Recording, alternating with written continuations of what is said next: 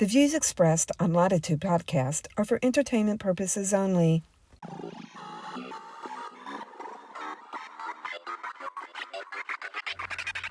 You're listening to Latitude. Find out where we're headed. Followed some biblical practices with his work that if you go 1 mile, go the extra mile. And where we've been. They did break in episode 1. Nobody was hurt. We don't always have to agree. Let me give you the details of how this is going to work. I'm going to micromanage everything you do, say. But we're always going to talk it out, hash it out, and get on the same road. And if they want to make a profound difference, which I think those are all crucial components. It's time to plot our course and find our latitude. We hope so. Let me give you the details of how this is going to work. I'm going to micromanage everything you do, say. And I'm just going to internalize it, fume about it, and then complain about it on the inside and then make no decisions. Great. Cool. This will work. So we're just tagging off of part 1. This is our part 2 on leadership styles. And whether you are in leadership at the moment or you are being led, and believe me, you are one of the two at any given point in your life, this is going to impact you. And I think it's going to be a great episode. If you have not seen or listen to our first podcast on episode 1 on leadership styles, be a really good place to start. But you don't have to start there. You can come in on this, but we've given some information on the 2 different styles of leadership. We have 2 different extremes. We're not concerned with the balanced leader because that's the idealistic version, and the idealistic perfect leader never exists because we're humans and we're fallible and flawed. However, we somewhat will be working with one of the 2 extremes at some point in our lives, or have we become one of the 2 extremes? And those extremes were the micromanager, Jonathan was having fun with, and the passive leader, which I was having fun with at the beginning of this episode. So quick disclaimer, if you're viewing this, we recorded this the same day we recorded episode 1. Yes. On leadership. So if you're wondering why Trisha's glasses are missing, go back and watch episode 1 and you'll see them break. So they did break in episode 1. Nobody was hurt, just the glasses were damaged, but all good. Just wanted to let you know, we know we'll get some new glasses before the next one. All right.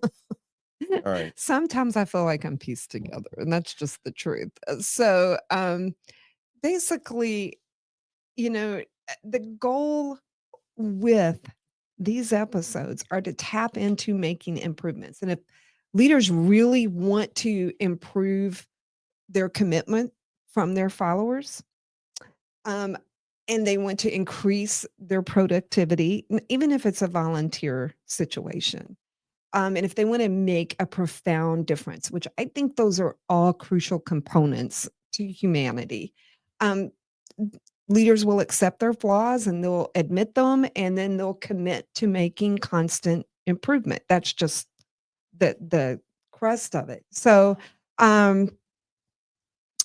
if you went through episode 1 and things are starting to hit home with you, and you discover, I might be way overboard on the micromanagement leadership, because there were a lot of problems with that style.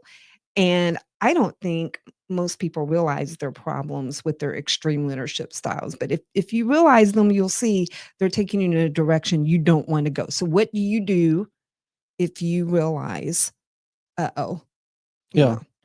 So we're going to give you some tactical steps that, we did a little bit of research, and then also not just in the research, but also things we've learned along the way, because I think at times all of us may identify as a micromanager, or we may identify as a passive leader. So we've got some practical, tactical steps that you can take if you find yourself that this is you.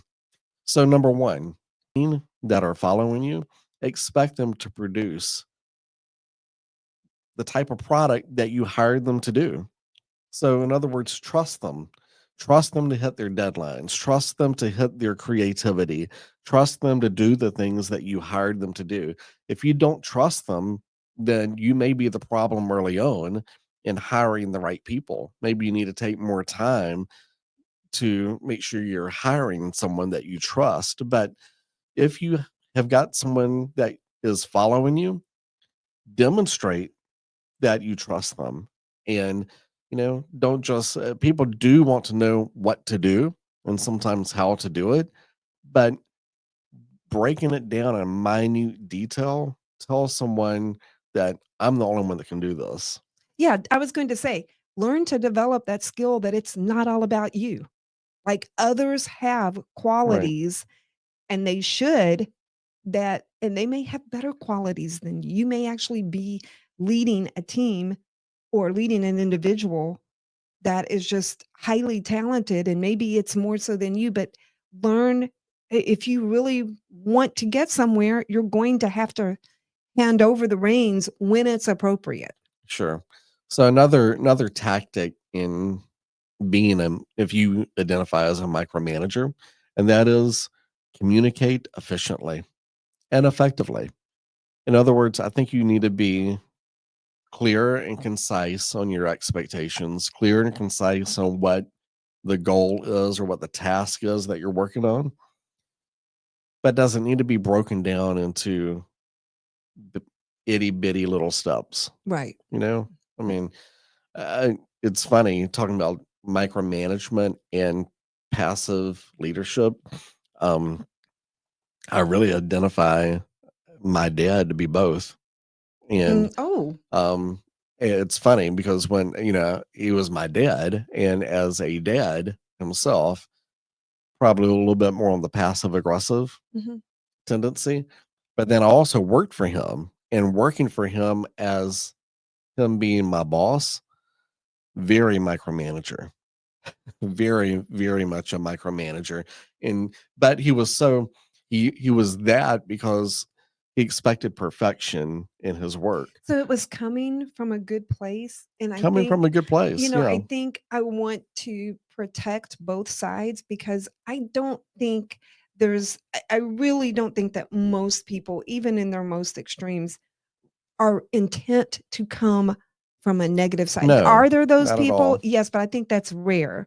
And so when you say your dad was a micromanager on the work style, not on the parenting style, Right. but on the work style, I totally see that as coming from, oh, I just want to make sure everybody's doing a good job. And this Oh, one's what I know. it So absolutely came from a good place, and he took pride in his work. I mean, he was one that, very much followed some biblical practices with his work that if you if you go 1 mile, go the extra mile. So, that was a principle that he definitely portrayed in his work, but that carried over to, at the same time, um, I mean, a lot of awkward feelings as a teenager or even as a young adult working for him, thinking, "Can you not trust me to do this one task it's that very most people could defeating. do?" Right, Yes, it's exactly. very It defeating. sometimes it felt like I could never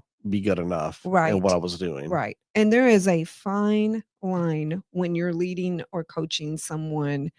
When you coach them or teach them where they want to quit, then what have you done?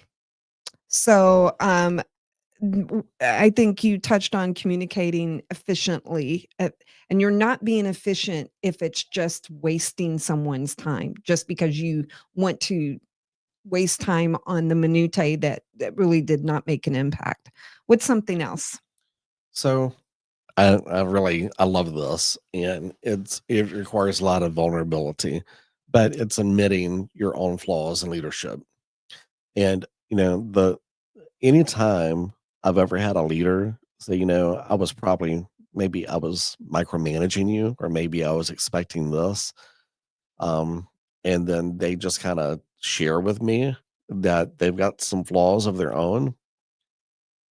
now we have a relationship. That barrier breaks down, That and barrier yeah, is broken. They just in a trusted good me. way. Yeah, they just trusted me with telling me something like Mhm. that, and they show that also trust me in knowing what their flaws may be. I mean, it's you really go to a deeper level. So I think that's an easy way to diffuse a situation when you find yourself being a micromanager. Admit your own flaws and your own weaknesses, because Some hey, we all humility have them, works. Yes. right? Yeah, I do. I just wonder, and maybe this is unfair, but I feel like from my personal experience with this type of manager, they're less likely to have some self-awareness on that level to be able to come, not that you're like just breaking down in front of someone that you're supposed to be leading. I'm not talking about breaking that barrier down, but just becoming more self-aware as a leader that, oh, this is a huge flaw. Like I wonder about that. Um, Something else that I think is super important, um, is if keeping a journal that will help you become self-aware, because you're writing down your thoughts during the day, and maybe you're writing what happened through the day. Maybe you see a pattern going on, and maybe that can help. Yeah. Um, I think when you keep a journal and you do something of that nature, it's almost like looking in the mirror, because it helps you to mhm, be able to go back later and see your thoughts, see what you were thinking at the time going through it, and then from there be able to make some corrections right, to your style. right. Yeah. And you know what? I think if we go back and read autobiographies or biographies of really truly great leaders, they all kept journals. Yeah. The ones that I've read kept a journal, Right. if they were capable of doing it. Also, I think maybe I'm wrong, but I just feel like this type of person doesn't have a problem keeping a schedule, keeping on task, but maybe they do. Maybe Mm, out of fear, they're really so disorganized. And that disorganization propels them to be micromanaging other people when they themselves are kind of out of control in their own yeah. lives. So, anyway, Yeah. And I would be remiss without also saying another tactic is seek coaching in this area. You know, so absolutely. when you're being coached, and number one, obviously a huge believer in coaching. It's changed our life. I will never be without a coach again. And if you look at anybody great, I mean, you can pick out salespeople, you can pick out other leaders. Most leaders have a mentor, also can be known as a coach, right? And then, of course, any athlete. I mean, you can think of any top athlete, Michael Jordan, Tiger Woods. It doesn't matter. Whatever name you throw at me, what do they all have in common? They've got someone coaching them, and they And would not be where they are at without that coach. So, what a coach helps to do, I believe, is they can take a snapshot from like an aerial shot, so an overview of what a person's life looks like, and then can help you make some course corrections. So when you're going to a coach and you can openly, number one, admit, hey, I've got a problem. I might be a micromanager, or I might be passive aggressive, or I might have a problem with this, or my employees are doing this and I want them to do this. I mean, whatever it is, I think you can go and a coach is going to help you. A good coach, professional coach is going to help you be able to see some areas and get specific, laser specific, and how to make some adjustments to see a different response and get a different result. So, coaching from a professional can definitely help you improve, regardless whether you're a micromanager, passive aggressive, or you're somewhere in between all of that. and you're involved right now in the launch of a coaching company Yes. that hits these needs and targets them so specifically and so realistically too, like where it's feasible to make these changes Oh, it's all and feasible. simple, you know. But one is, some of it's already in some of the tactics we discussed. I mean, the first step of coaching is admitting where you're at, and that can Right. be admitting some flaws. And then, Right. the other thing is doing what your coach tells you to do. Right. Um, and surrendering. There is That some submission and Yeah. involved in that. So those are some great tactics if you are finding yourself as a micromanager. So what if you work for one?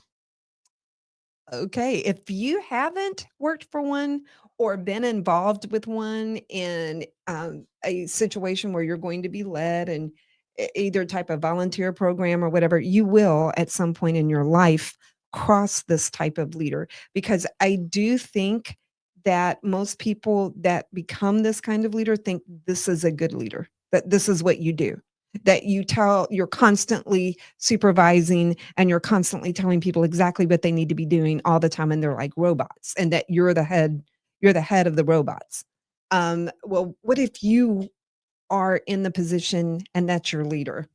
Um, and this is what I would do. And I'm not going to say that some of these things you need to do them, not expecting to have just terrific results. It's just for you to know that you put your best foot forward. This is on you to do.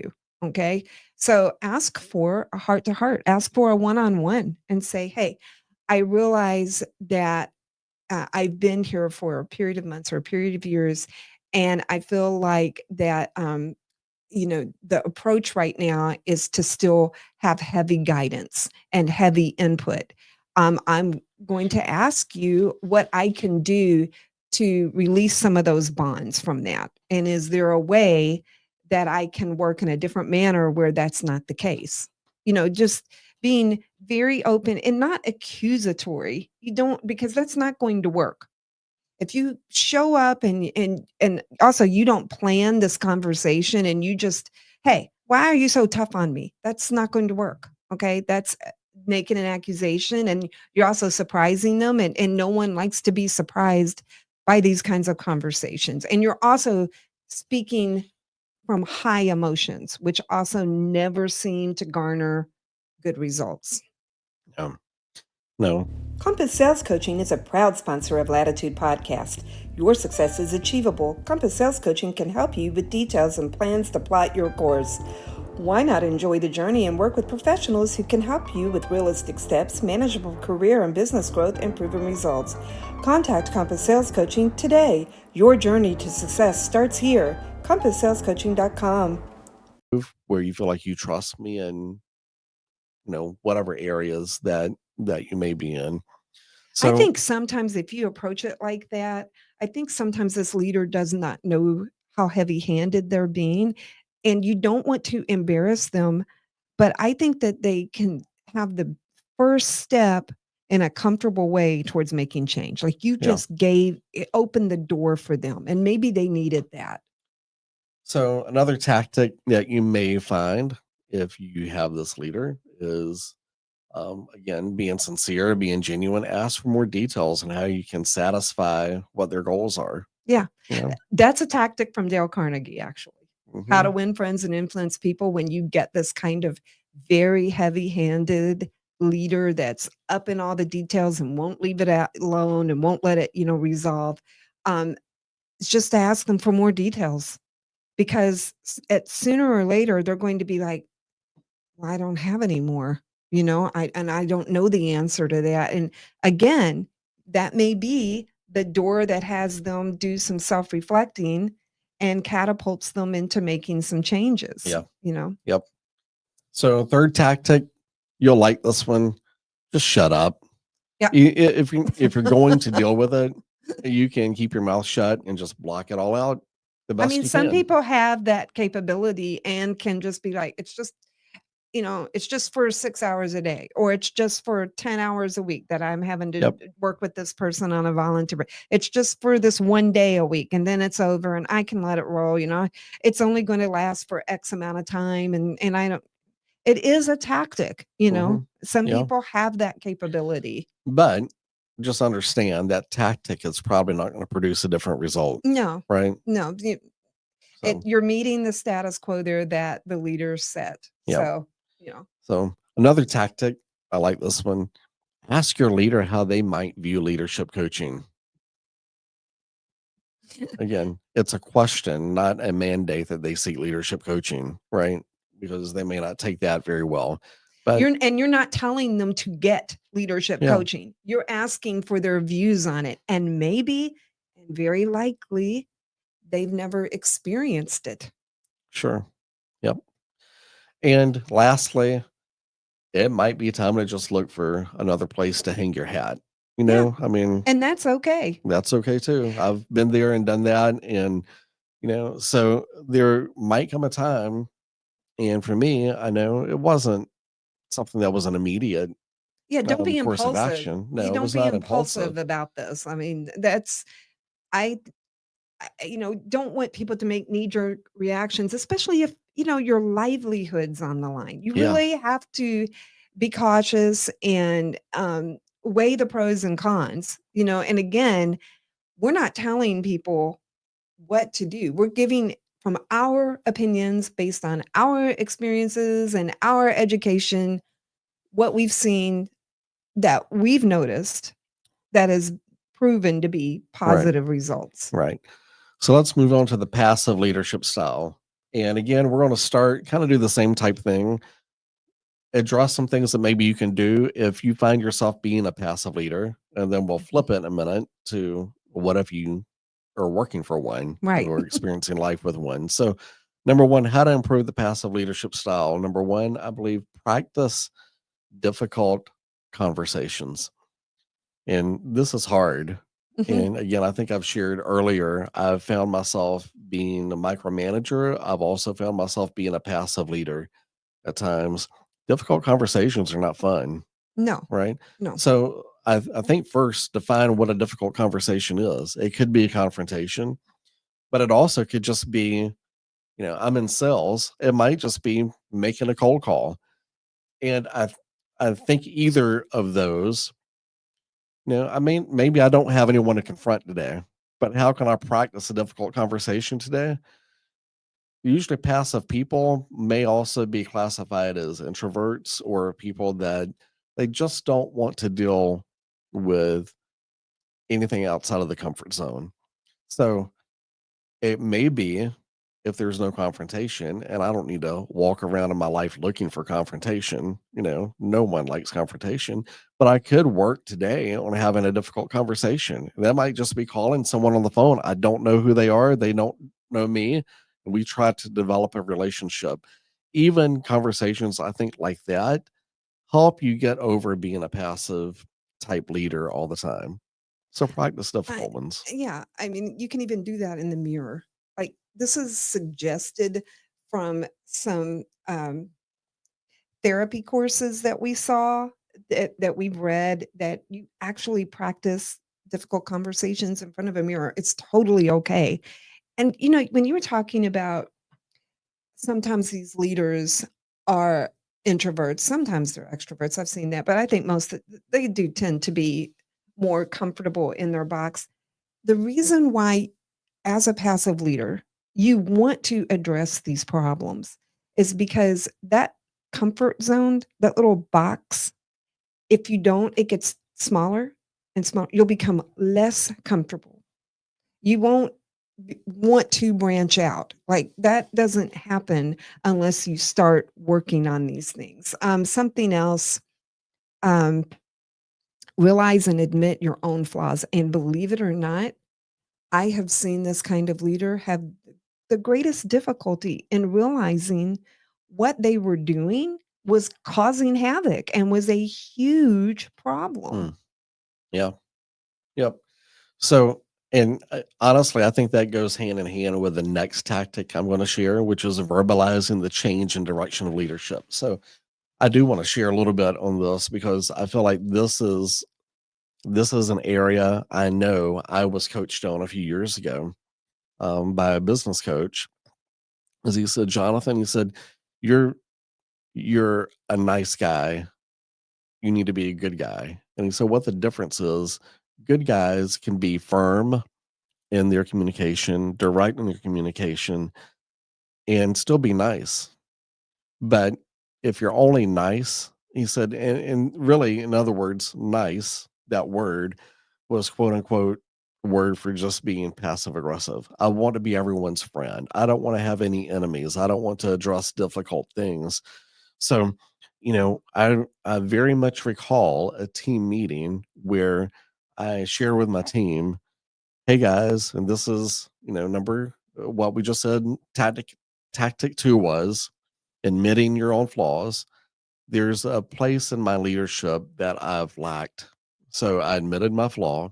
And then the third tactic, we just said verbalize that there's going to be a change.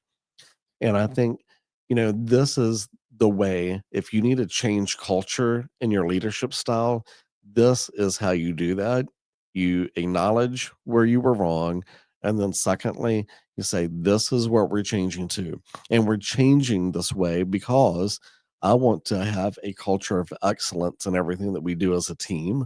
I want us to be the best that we can be in our endeavors, and that's going to require high accountability.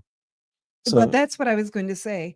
By you or this type of leader making that verbal statement that there's going to be a change, there is some accountability to that because what's going to happen within a couple weeks, that team that's so used to that passive leader is going to test that. oh, they absolutely will. They absolutely will. But this gives you that clean break because I was trying to figure out in my head, how do I go from being this way to this other way overnight? And you can't, I don't think, do it overnight without having a real conversation Mhm. with those that you're leading. I agree with that Okay. completely. So, number 4, keep a journal. Said that before, I think, a few minutes ago, and be real. Yeah. I mean, it's amazing how these two polar opposite styles, they'll share some of the same problems with output, and they also share some of the same internal frustrations, internal problems. They share some of the same things, and they also share some of the same fixes. So I find that very interesting. Yeah. So, just a couple of other tactics with this leadership style: prioritize your day. And again, like Trish said, we just talked about that with the other style as well too. But I think this is probably, I don't know, just my opinion, probably easier for the micromanager to do versus passive, Yes, because passive means to me that you're just kind of carefree, not a lot of structure. And I do think that this requires structure. Having going from a just carefree style to a more, not a micromanager but style. putting up some boundaries. Exactly, which is the next tactic is putting some boundaries up and setting some boundaries. Yeah, not Yeah. only are you putting up some boundaries on like, I'm not completely accessible like I was before Yep. because I have to have some productivity time. But you're also saying you're going to have some boundaries to your team. Yes. And some, I do think some of your team will already be talented enough to have that already in agreement with themselves. But then you're going to find others who resist that Right. very much. Right. Sure. And then this is probably not last, but it's where we're going to end off with how to improve passive leadership styles, and that is have a mission statement. Why do I think that's important? I think it's important because you're you and the people you're leading, your team, they know exactly what your goal is. They know exactly where you're headed, um, where you want to be at. And if you keep that forefront, and I think this is super important, you don't just, I think what a lot of people do is they create a mission statement, then they abandon it pretty Absolutely quickly. do. So you have to keep it at the forefront. Knowing what that mission is will keep your team and you knowing this is our goal. This is what we stand for. And this is why we work hard to hit these things. And it allows them to be held accountable. Well, and your team will trust you so much more having that banner go before. Like it's always something that they can focus and recenter on. Right. Yep. All right. So What if you have a passive aggressive leader? And I've definitely have had one before. We I talked told you, about episode 1, both of us having yeah.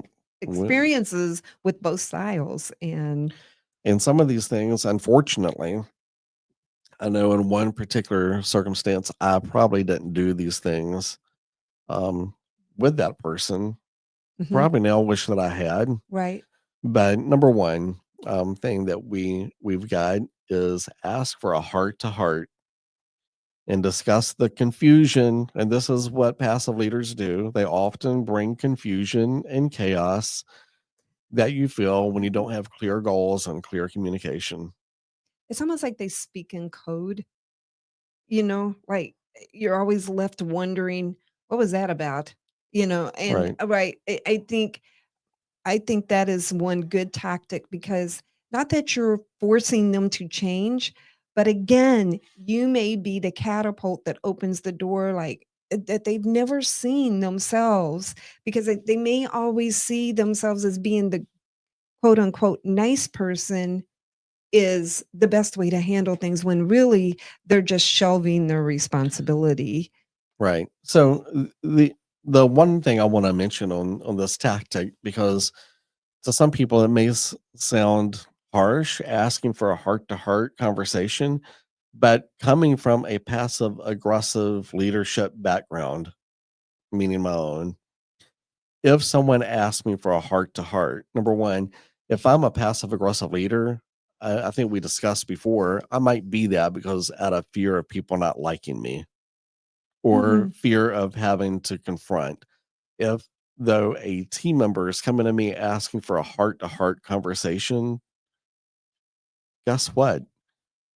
You've already told me that I can let my guard down. I don't mhm, have to have any defenses up, that this can be an easy conversation for me as a passive leader because I want you to like me.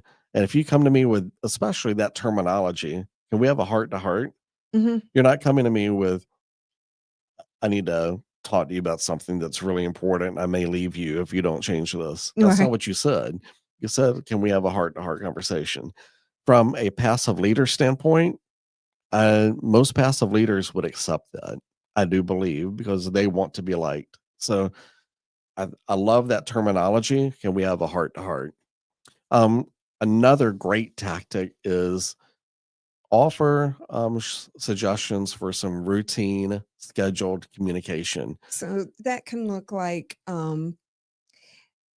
hey, I think our team would have a really better understanding of where we're headed if we met weekly and went over what everybody's department or what everybody's class is doing, if it's a teaching situation, something like that.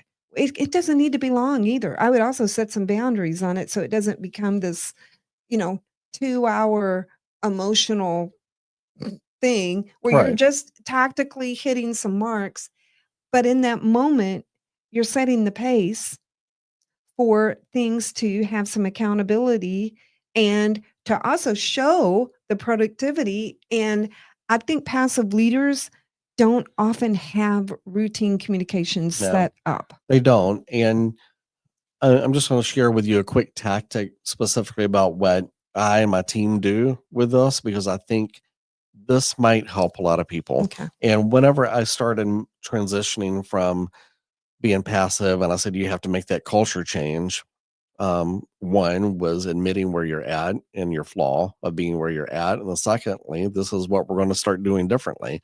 When I said we're going to start doing something differently, we started doing team meetings every morning. That may sound like a lot to folks, but as Trish said, it does not need to be long. It can be 10 to 15 minutes, maybe not even that long. But we set the morning up for, we go over number one, what we're grateful for. We do pray. I think those two things, it keeps us united as a team and sets a good foundation for the day. But the third thing that we do is everybody on the team, now I'm in sales, so we know what are our lead goals this month and what is the number that we need to have as like closed transactions this month. We go over that every day. So when you go over those every single day and you know what everybody is pushing toward and what we're working toward, and we're all on the same page, did that take me from being a passive aggressive leader to one that's more engaged with what's going on and holding people accountable? And this is why, if you're working for someone who is a passive leader, that you want to help them set this up. And if they're willing to do this with you, if they acquiesce and say, "Yeah, I would love to set team meetings and lead them," and then you guys can go on to step 3, which is getting the project dates or goals or where you're headed toward, like Jonathan said, in those meetings, then you got to give that leader the benefit of the doubt and you've got to respect them because they just did a huge thing by agreeing to do that. And I think if you are involved with that type of leader and you know they're willing to consistently, not just once in a blue moon, but consistently make that a part of the work environment or a part of your volunteer environment, you know you're headed in a good direction. Yeah, absolutely. Which is funny. It kind of segues into the next thing. Sometimes the change of a passive aggressive leader may be temporary. So the more Yeah. that you can take what we just said, whether it's a routine communication, asking for details on things, just make it part of your normal everyday life. If you're dealing with a leader like this, you kind of force the issue a little bit, or like, that routine communication, whether it's a team meeting, hey, can we do this every morning from like 8:30 to 8:35? Like, I just want 5 minutes. But if you do that, it will eventually become a habit, Right. and And it if it will eventually doesn't, become like it's part of your workday. and Okay. I think you can know if that goes away and, you know, things don't persist and stay consistent, then that leader probably doesn't have the interest in doing that. There's Sure. not going to be a lot of changes. And I think you can also find out if your leader is receiving ongoing professional coaching because if they've got these kind of issues and they are receiving business coaching or any type of life coaching, they're receiving the wrong type of coaching because they should be making changes. Yeah. So, one of those 2 things, either they're not receiving it or they're receiving it and refusing to change, or this would be 3 things actually. They're receiving the wrong kind of coaching or from the wrong person who's not in a position to be giving it. And lastly, we close with this on the last type of leader. It may be time to just hang your hat someplace else, as we said before. So it might be time to move on. And again, But I think you try these things you first. absolutely I try think, these other things first. don't be the victim. Don't sit there and No, be the victim. Try some different techniques and listen to our podcast. listen to the podcast. Absolutely. So I think the next podcast that we do, I'd like to continue the leadership conversation a little bit and maybe talk a little bit about how did Jesus lead? Right. Because he did have 12 people. He He he had had an one, inner circle, he had he 12, had he an inner had circle, but he also had one that turned his back on him and right, betrayed him. right. So, you know, but that is the example that I think we can all learn from. And I think we'll probably find, I don't know, maybe a little, I don't know that we're going to find passive, we're going to find qualities of Jesus as managing people that might feel like micromanaging, maybe, but you'll also see a lot of care How for did he Jesus. I balance mean, things? How did he yeah, balance things?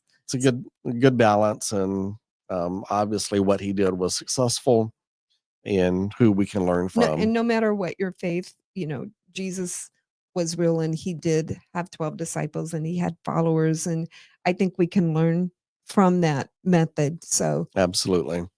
All right. Well, thank you so much for listening or viewing, and we look forward to chatting with you again next here time I'll soon. have some real We'll glasses. get some real glasses. I think we can afford some for you. All right. Talk to you later. Bye bye. Thank you for climbing with us on this episode of Latitude. Be sure to click on our special guest, sponsor, affiliate links, summaries of today's episode, and more.